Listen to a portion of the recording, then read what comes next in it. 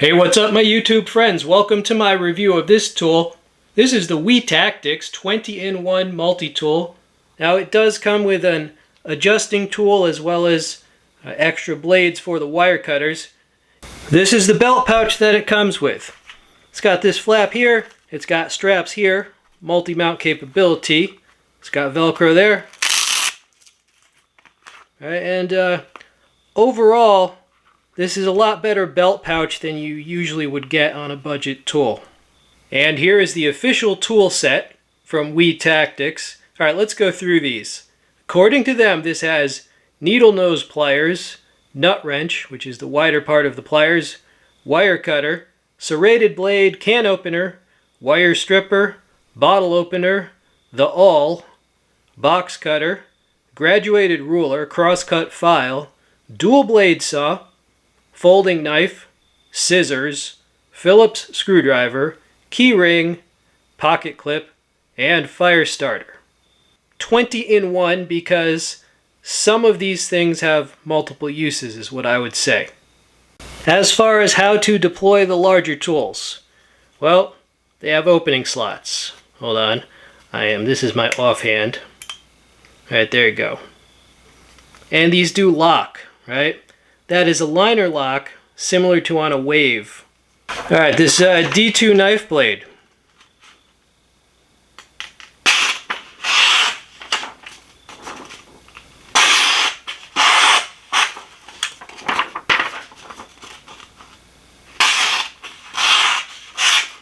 Not bad.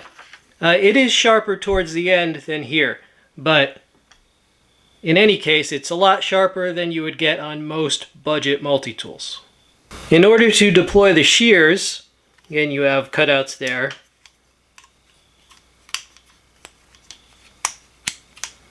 Alright, so now you got your shears. Here are the shears on some paracord. Do this through the viewfinder.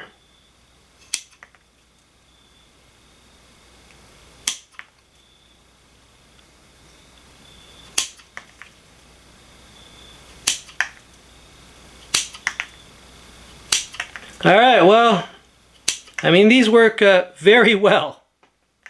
I would say that the most significant tools on this boil down to the pliers, the wire cutters, the wood saw, the knife blade, the very large scissors or shears, and that Phillips. As you can see on the box, that will accept a bit exchanger. Now it does not come with that, but I have like 5 of those from other multi-tools. So if you have one of those, it can fit over that. Now the other tools have this type of lock, which is a piston type of lock. It goes up and down as the tools open or close. And those all have little nail nicks. For example, all right, that's the Reamer awl. All right, so now that's locked, right?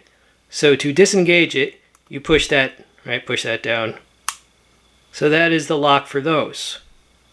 As far as how to deploy the fire steel, well, it's got some traction notches there, but basically you just pull it that way.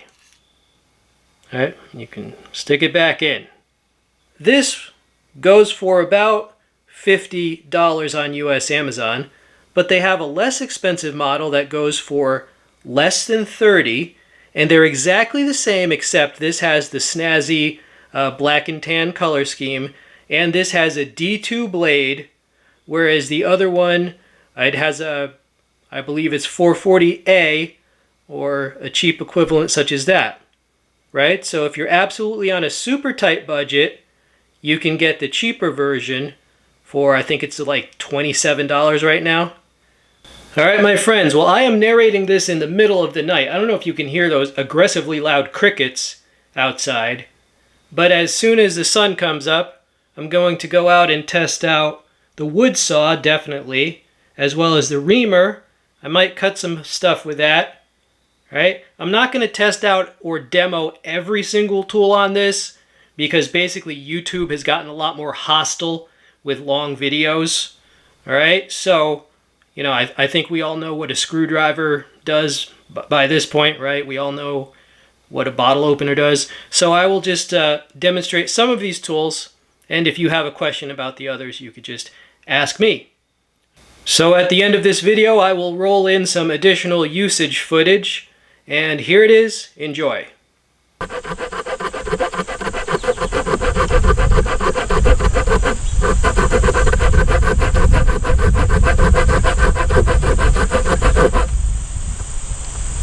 Alright.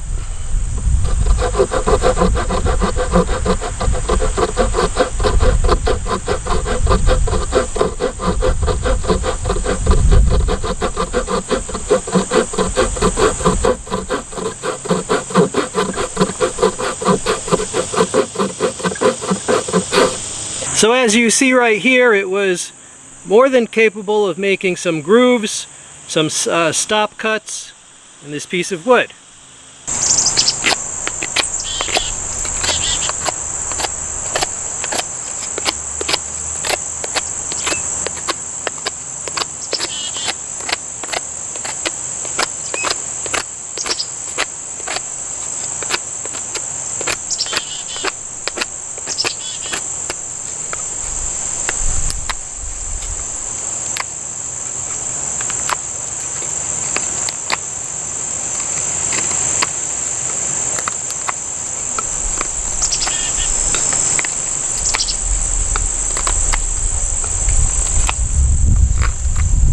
Got the basic shape.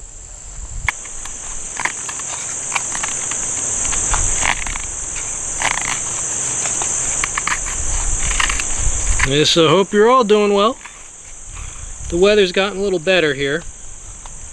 Yeah, it's like low 70s, and well, the humidity is not too bad today.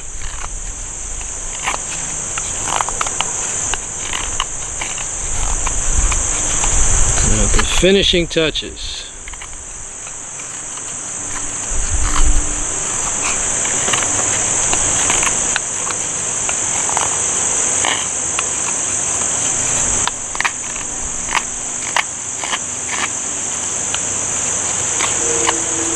Ah, there you go. So a little more carving.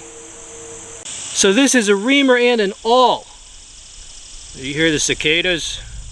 An awl is a piercing or puncturing tool, and also this has a sewing hole, right? So this is an awl and a reamer, meaning it's a punch, like a leather puncturing tool, sewing tool, and a drill. And we got some wind kicking up. The weather said 8-mile-per-hour wind, but it's gusting a little bit. Alright, this is drilling right through. As you see, it's drilling through. This is used to put a lanyard hole on, if you were to carve a replacement handle for a hatchet, you could actually drill a lanyard hole right in it. Okay, so the reamer definitely works. Nice. So here we have the package opener, which is often shown opening boxes, but I think a lot of people will use them for this type of packaging because you can open things without damaging what's inside usually. So let's just test that out. I'll try not to bump the tripod. Wow, okay, it went right through, right? 2 layers. So that is a very effective package opener, even for this type of packaging, as well as just regular boxes. You can snap off these snap-off utility blades. Alright, now this does come with a tool, like a plastic tool that you can also use to snap off, but not all of these do. Right, the cheaper ones you will have to use something like this. Here is some 3-strand cable wire. We'll cut one strand first, right? There you go. You'll get that. A lot of my viewers have to cut this on the job, right? They've requested this.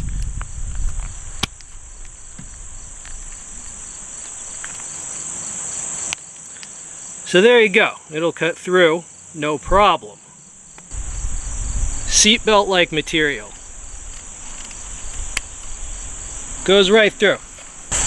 This is a plastic binding that you'll sometimes get on building materials.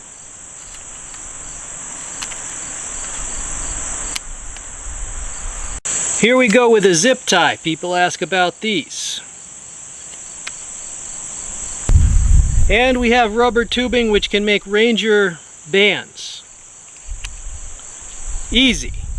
Here is that knife blade on the same strap-like material. There you go. And here's the knife blade on the rubber tubing.